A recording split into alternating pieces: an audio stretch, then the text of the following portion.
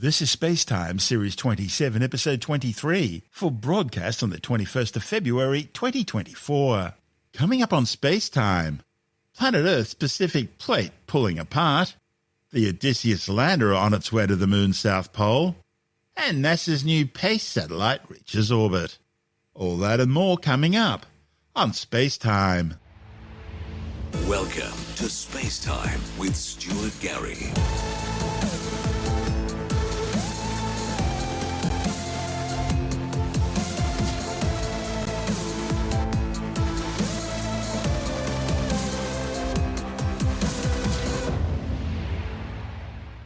A new study has found that the Pacific Plate is scored by large undersea faults that are quite literally pulling it apart. The newly discovered faults, reported in the journal Geophysical Research Letters, are the result of enormous forces within the plate tugging it westwards. The study's authors say some of these faults are thousands of metres deep and hundreds of kilometres long. The new findings are shedding fresh light on the century-old model of plate tectonics, which suggested the plates covering the ocean floor are rigid as they move across the Earth's mantle. One of the study's authors, Erkin Gunn from the University of Toronto, says scientists have known for years that geological deformations like faults happen on the continental plate interiors, far from plate boundaries. But they didn't know the same thing was happening on ocean plates. It seems for millions of years, the Pacific Plate, which constitutes most of the Pacific Ocean floor, has drifted westwards to plunge back down into the Earth's mantle along undersea trenches or subduction zones that run all the way from Japan down to New Zealand and Australia. As the western edge of this plate is pulled down into the mantle, it drags the rest of the plate with it, like a tablecloth being pulled off a table. The newly discovered plate damage at the faults occurs within extensive suboceanic plates formed millions of years ago, when molten rock from deep within the Earth's mantle extruded out onto the surface, onto the ocean floor. The faults then tend to run parallel to the closest trench. Gunn says it was always thought that because suboceanic platis is thicker, it would also be stronger.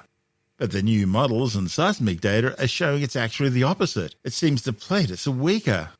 The authors studied 4 platis in the western Pacific Ocean: the Ontong Java, the Shatsky, the Hess, and the Manhiki. It's a vast area roughly bounded by Hawaii, Japan, New Zealand, and Australia. They used a combination of supercomputer models and existing data to reach their conclusions. Gunn and colleagues found evidence that volcanism occurred at these sites in the past as a direct result of this type of plate damage, perhaps episodically or possibly continuously. But it isn't clear if it's still happening now, because these plates are thousands of metres below the ocean's surface, and sending research vessels down to that depth to collect data would be an incredibly major effort. Still, maybe one day. This is SpaceTime. Still to come, the Odysseus lander on its way to the Moon, and NASA's new PACE satellite reaches orbit. All that and more still to come on SpaceTime.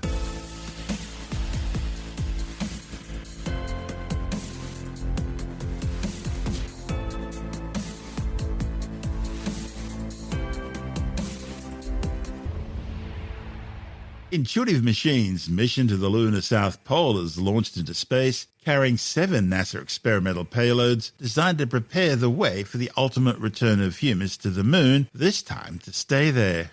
The mission was launched aboard a Falcon 9 rocket from the Kennedy Space Center in Florida. The flight's carrying the Nova-C Odysseus lander, which will attempt the first ever private company landing on the Moon. 10, 9, 8, 7, 6, 5, 4, 3, 2, 1, ignition, and liftoff. Go SpaceX, go IM-1 and the Odysseus lunar lander.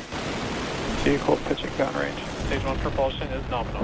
Falcon 9 has successfully lifted off from Pad 39A at Kennedy Space Center, carrying the IM-1 payload. Now, during ascent, we tilt the engines, the technical term being gimbaling, and that turns the rocket horizontally. Mach 1, max Q. We have a few events coming up in quick succession here. That will be MECO, stage separation, SES-1, and then the boost back burn startup on the first stage vehicle. MECO, or main engine cutoff, is where we shut down all 9 of those M1D engines on the first stage vehicle. That helps slow the vehicle down in preparation for stage separation. which is where the first and second stage will separate. And the first stage booster will begin its trip back to Earth. And the second stage vehicle will ignite that MVAC engine with SES-1, or second stage engine startup 1. And then the boost back burn will begin on the first stage vehicle, which is one of 3 burns that's required for the vehicle to make its way back to today's landing zone. And this burn assists with the vehicle to reorient itself back towards land. Stage separation confirmed. And back ignition. Stage 1, boost back startup. And there we heard those call-outs from MECO, stage separation, SES-1, and the boost back burn startup on the first stage. Now, the first stage is currently performing its boost back burn. This is where we ignite a few of the engines to bring the trajectory towards the landing site.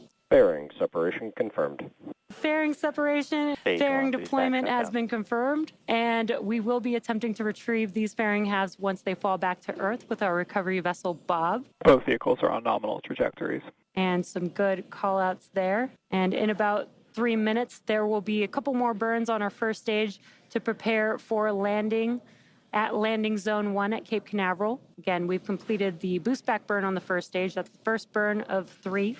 The next burns coming up will be the entry burn and then the landing burn for the first stage vehicle. Now we are at T plus 4 minutes and 17 seconds into today's mission. IM-1 is SpaceX's 14th launch this year, and the lunar lander on board could be the first U.S. moon landing since the Apollo program ended more than 50 years ago. The MVAC engine on the second stage is ignited, and we are currently in the first of 2 planned MVAC burns. Around T plus 6 minutes, the first stage's entry burn coming up on that first stage vehicle. Again, that is the second of 3 burns. For the entry burn, we will relight 3 of those M1D engines, starting with the center E9 engine, followed shortly afterwards with the E1 and E5 engines. This helps slow the vehicle down as it enters back into the Earth's atmosphere. Now we need to slow down the vehicle to reduce re-entry forces, and that helps us to recover and reuse the first stage. And we are coming up on the entry burn for the first stage vehicle in just about 20 seconds or so. Stage 1, entry burn startup. The entry burn has begun with those engines relit. Stage 1, entry burn shutdown. Stage 1, FTS. And a very, very quick Both entry vehicles are on burn nominal there. trajectories. Great call-outs, both vehicles on nominal trajectories. And as I mentioned, that was the second of 3 burns required for this booster to return back down to land. The next and final burn will be the landing burn. That's just a center E9 engine burn, and that helps slow the vehicle down just in time for landing. That's coming up in just about 15 seconds or so. Stage 1, transonic. Stage 1, landing burn. The landing Stage burn 2, has FTS begun. 9 4. touches down for landing. That is, we just had confirmation Nominal of booster orbit landing. insertion. We also heard heard SECO-1 as well as a confirmation of good orbit for our Falcon 9 second stage carrying our IM-1 payload. Now with that landing, that marks SpaceX's 273rd recovery of an orbital class rocket, including first stage landings for Falcon 9 and Falcon Heavy. The mission was actually slated to launch the previous day, but it was scrubbed when SpaceX discovered abnormal temperatures as it attempted to fuel up the landing craft. The flight is part of NASA's Commercial Lunar Payload Services Initiative. It's designed to bring down the cost of science investigations and technology demonstrations going to the moon and make them more routine in the lead-up to the Artemis manned missions, which will be landing on the lunar surface later this decade. The hexagonal-shaped Nova-C Odysseus lander successfully separated from its Falcon 9 upper stage and is currently on track to reach its Malaport A landing site on February the 22nd. The landing site is an impact crater 300 kilometres from the lunar South Pole.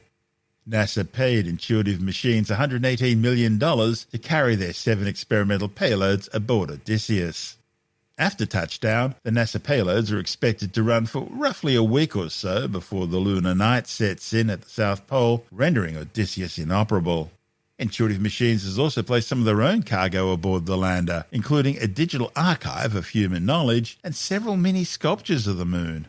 It's the second such private American effort this year, after the first ended in failure when the Astrobotic's Peregrine lunar lander began leaking fuel shortly after stage separation. Some sort of explosive event possibly related to the propellant leak also took place, dooming the mission, which instead of landing on the lunar surface, swung round the moon, came back to Earth, burning up as it re-entered the planet's atmosphere above the South Pacific Ocean. More recently, a Japanese lander successfully landed on the lunar surface, but did so nose down following propulsion problems. Apparently, one of its rocket thrusters failed during descent. Because of that, it was only able to collect scientific data for a short period of time when the solar panel was facing in the right direction to get sunlight. Soft landings by robotic spacecraft on the moon are challenging. That's because they have to navigate treacherous terrain with communication subject to a time lag of several seconds. And there's also that need to use thrusters for a controlled descent. That's because the moon doesn't have an atmosphere and so couldn't support a parachute landing. Intuitive Machines has 2 more missions slated to launch to the moon this year. Meanwhile, another Texas company, Firefly Aerospace, are also planning their own lunar mission.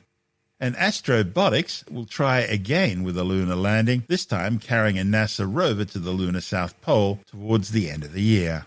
We'll keep you informed. This is SpaceTime. Still to come, NASA's new PACE spacecraft reaches orbit, and a Russian Progress cargo ship successfully docks with the International Space Station. All that and much more still to come on SpaceTime.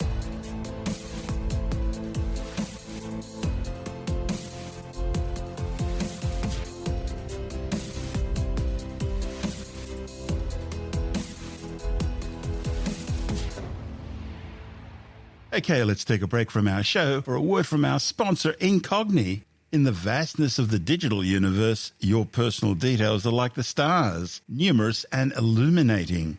But keeping them secure, that's a mission that could take forever. Or so it would seem, until Incogni. Securing your online presence and that of your family is crucial, but who has the time to chase down every digital shadow?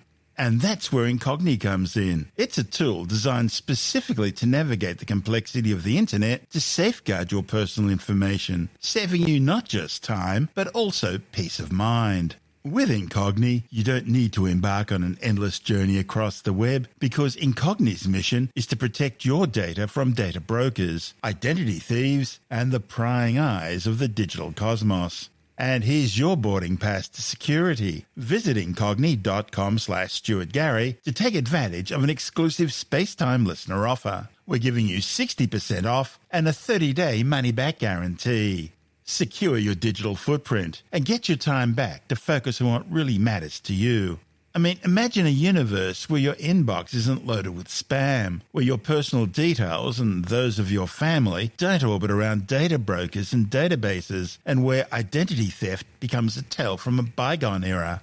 It's not science fiction, it's science fact with Incogni. In fact, it's what Incogni offers you every day. And making it part of your life is as simple as navigating to incogni.com/StuartGary.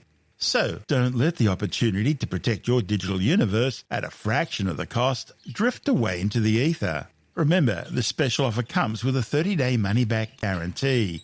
So, what have you got to lose? Go now to incogni.com/StuartGary. Embark on your mission to secure your personal details and those of your family with Incogni, and let them do the heavy lifting through digital space. That's incogni.com/StuartGary, your gateway to online privacy and security. Stay safe, stay secure, and keep exploring with Incogni by your side. And of course, you'll find the URL details in our show notes and on our website. And now, it's back to our show. This is SpaceTime with Stuart Gary. NASA's newest Earth science satellite has successfully launched from the Cape Canaveral Space Force Station in Florida aboard a Falcon 9 rocket. The Plankton Aerosol Cloud and Ecosystem, or PACE spacecraft, will study the impact of tiny, often invisible things from space, including both microscopic life in the water and microscopic particles in the air. The director of NASA's Earth Science Division, Karen St. Germain, says PACE will use a combination of hyperspectral instruments and polarimeters to study some of the smallest things that can have a big impact, providing new insights into the interactions between the ocean and atmosphere and how a changing climate affects these interactions. Microscopic phytoplankton in the ocean can develop into blooms vast enough to be easily visible from orbit. PACE's hyperspectral ocean colour instrument will measure the oceans and other water bodies across a spectrum of ultraviolet, visible and near-infrared light. This will enable scientists to track the distribution of phytoplankton and, for the first time from space, identify which communities of these organisms are present on daily global scales. Scientists and coastal resources managers can then use this data to help forecast the health of fisheries, track harmful algal blooms, and identify changes in the marine environment. The spacecraft also carries 2 polarimeters, instruments that will detect how sunlight interacts with particles in the atmosphere. These data can provide researchers with new information on atmospheric aerosols and cloud properties, as well as air quality at local, regional, and even global scales. Although NASA's been studying aerosols from space for decades, PACE and its polarimeters will reveal the shape and size of aerosols, helping scientists answer questions about where they came from and how they might influence other parts of the Earth system. This report from NASA TV. If we were to see the world with polarization-sensitive eyes, the sky would not be blue. Grass would look gray. There'd be all sorts of strange things that would be happening. What we reveal about the environment with polarization is really kind of another dimension of information. The PACE mission holds the keys to unlock that dimension with 2 toaster-sized instruments called polarimeters. And polarimeters measure the polarization of sunlight. So generally, sunlight has a combination of different directions. Polarization is some preference for an oscillation direction. The ability to detect the specific direction sunlight reflects back to PACE's instruments will give us more information about clouds and tiny atmospheric particles called aerosols. The aerosols are really important to human health. So that's why we need to really quantify what is out there, like what type of aerosol there, and where they come from. Various interactions with light in the environment, scattering events off of particles or surfaces can impose some preference in the light that they reflect in terms of the polarization nature. The 2 multi-angle polarimeters were built by NASA's partners, both here and abroad. The Hyperangular Rainbow Polarimeter No. 2, or HARP-2, will measure atmospheric particles in one of its spectral channels in up to 60 viewing angles. Why so many angles? So this is like a camera, like any other kind of camera, but instead of taking a picture at one particular geometry of what we would understand as light, it's looking at a scene from different angles. We will move the different angles to the one single location. And in that way, we will collect the information at all the different angles. And those different angles can contain information about what's present in the environment. For instance, all these angles from HARP-2 can analyze the elusive cloud bow.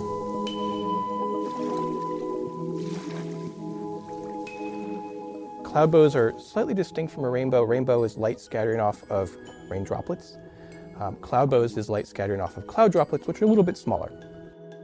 By being able to observe cloud bows with polarization, and if we very accurately measure the geometry in which this happens, the exact position of that cloud bow with respect to the sun in our observation, it tells us a lot about the size distribution of the cloud droplets. If we understand the size distribution of cloud droplets, we can understand things about the formation of clouds, how long they will persist, if they're going to turn into precipitation or not. Polarization can also reveal the shape of sun glint, the pattern of sunlight reflecting directly off the ocean's surface. Sun glint patterns can tell us how rough or smooth the ocean surface is, which can determine wind speed at the surface.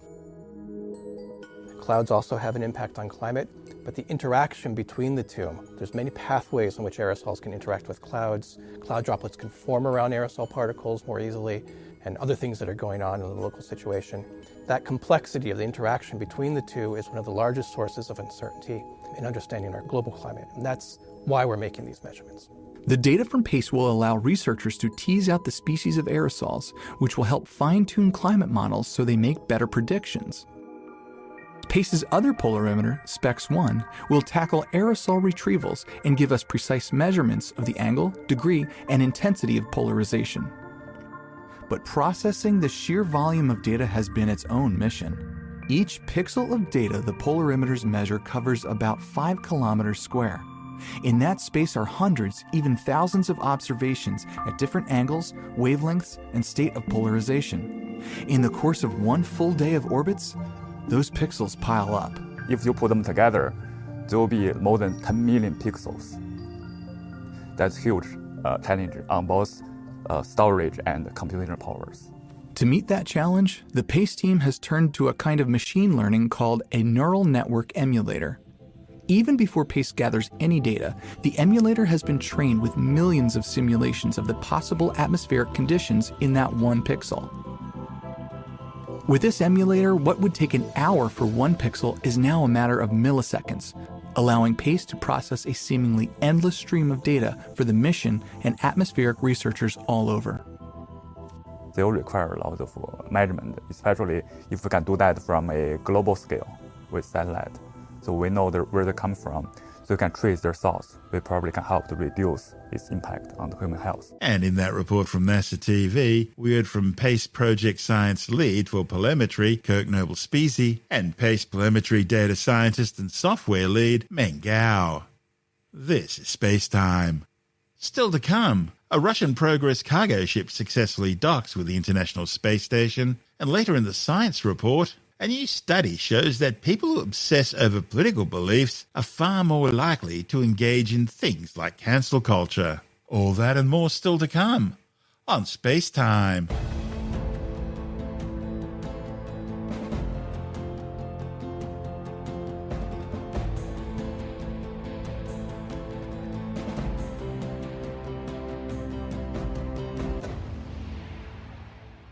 A Russian Progress cargo ship carrying 2.5 tons of supplies for the International Space Station has successfully docked with the orbiting outpost.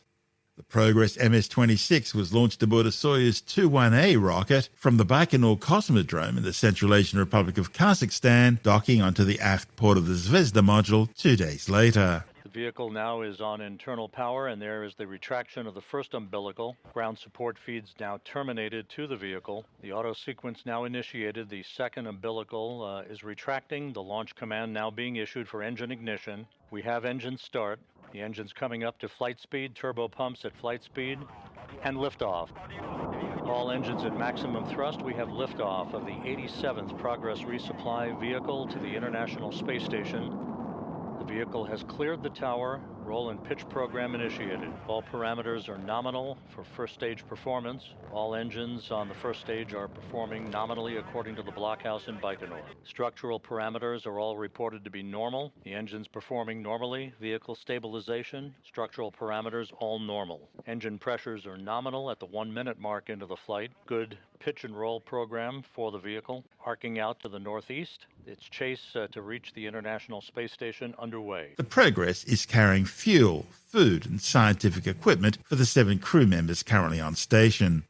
Included in the manifest are 580 kilograms of propellant in its refueling tanks, 420 kilograms of drinking water and 40 kilograms of pressurized nitrogen. The pressurized cargo section contains replacement parts, materials for science experiments, as well as food, medical supplies and hygiene items for the crew. This mission is one of the rare joint Russian-American projects being kept alive since Moscow's invasion of Ukraine. Washington and the Kremlin agreed in December to extend their joint flights to the orbiting outpost until at least 2025. Of course, it was only back in July 2022 that Russia threatened to withdraw completely from the International Space Station project over Western sanctions in retaliation for the attack on Ukraine. But ongoing delays in developing the core module of a new Russian space station has forced Moscow to remain part of the ISS team, at least for now. Assembly of the International Space Station began way back in 1998, and NASA plans to keep it operational until at least 2030. This is SpaceTime.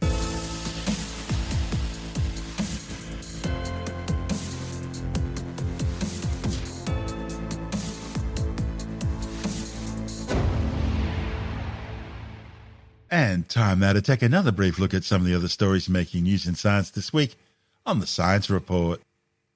As temperature records tumble and the threat of wildfires and dry conditions loom large, an international study by scientists from Flinders University has highlighted the urgency of making a more concerted effort to prepare for climate extremes in South Australia.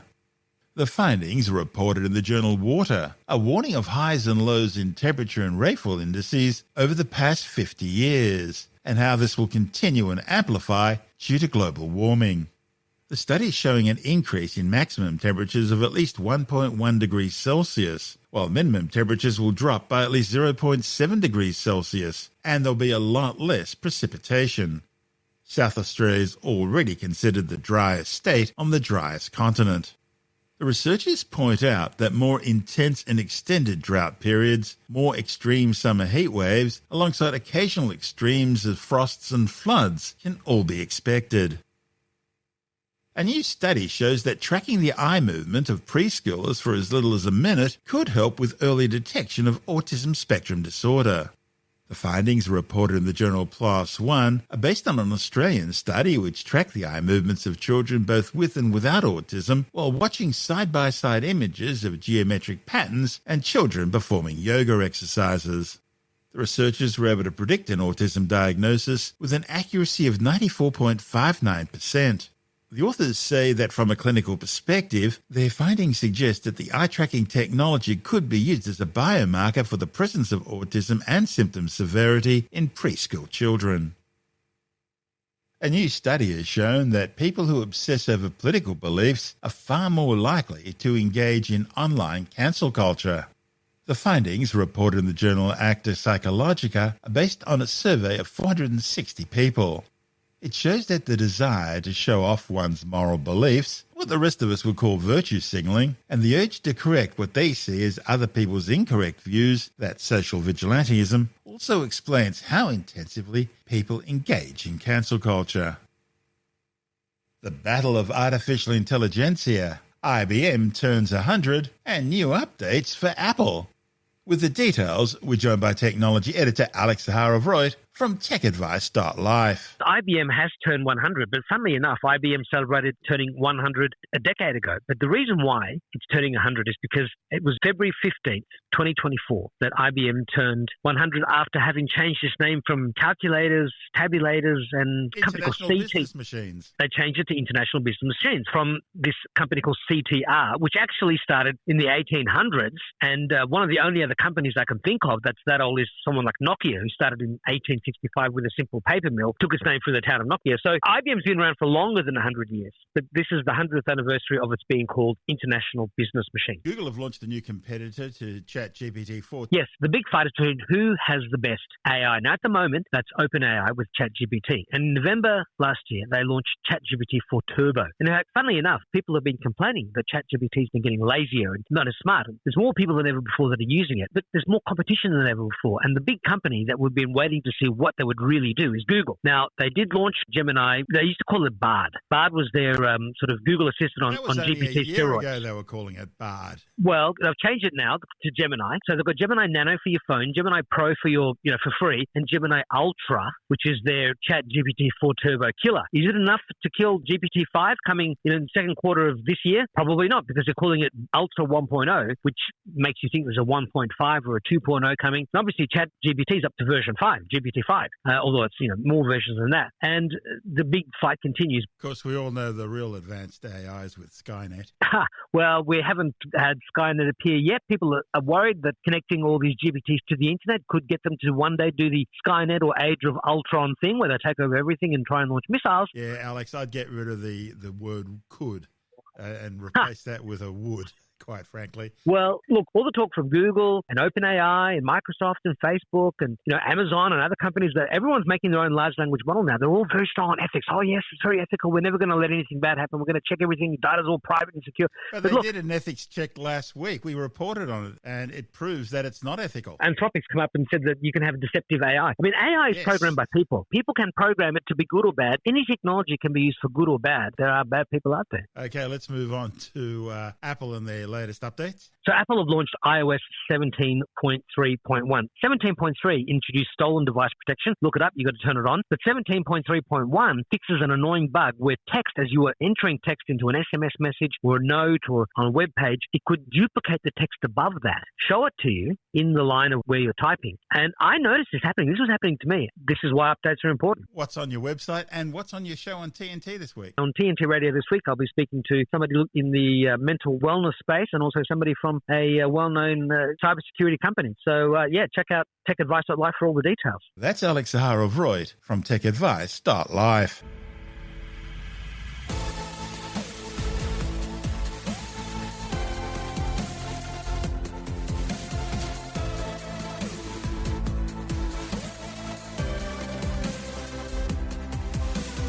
And that's the show for now. SpaceTime is available every Monday, Wednesday and Friday through Apple Podcasts, iTunes, Stitcher, Google Podcast, Pocket Casts, Spotify, Acast, Amazon Music, Bytes.com, SoundCloud, YouTube, your favorite podcast download provider, and from spacetimewithstuartgary.com. SpaceTime's also broadcast through the National Science Foundation on Science Zone Radio and on both iHeartRadio and TuneIn Radio. And you can help to support our show by visiting the SpaceTime store for a range of promotional merchandising goodies. Or by becoming a SpaceTime patron, which gives you access to triple-episode commercial-free versions of the show, as well as lots of bonus audio content which doesn't go to air, access to our exclusive Facebook group, and other rewards. Just go to spacetimewithstuartgary.com for full details.